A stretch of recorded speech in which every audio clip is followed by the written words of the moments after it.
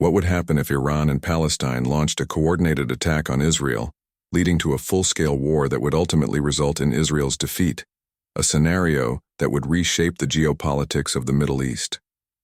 In the initial moments of conflict, as tensions escalate and alliances solidify, both sides prepare for a confrontation that will test their military capabilities and political resolve. After one day, Iranian and Palestinian forces launch a surprise offensive, targeting strategic locations within Israel with a combination of missile strikes and ground incursions, catching the Israeli Defense Forces off guard.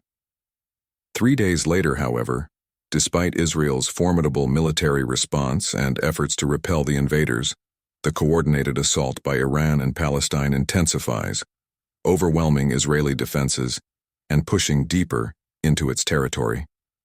7 days into the conflict, the flames of war engulf the region, as major cities and towns in Israel become battlegrounds, with civilian casualties mounting and infrastructure suffering extensive damage.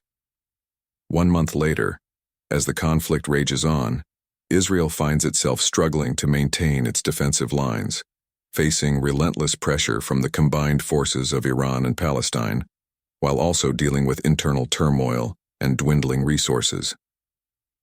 2 months in, with Israeli forces stretched thin and the international community divided on intervention, the situation becomes increasingly dire for Israel, as key strongholds fall and the prospect of victory fades. Finally, after 3 months of brutal conflict, Israel, battered and exhausted, is forced to concede defeat, leading to significant territorial losses and a dramatic shift in the balance of power in the Middle East.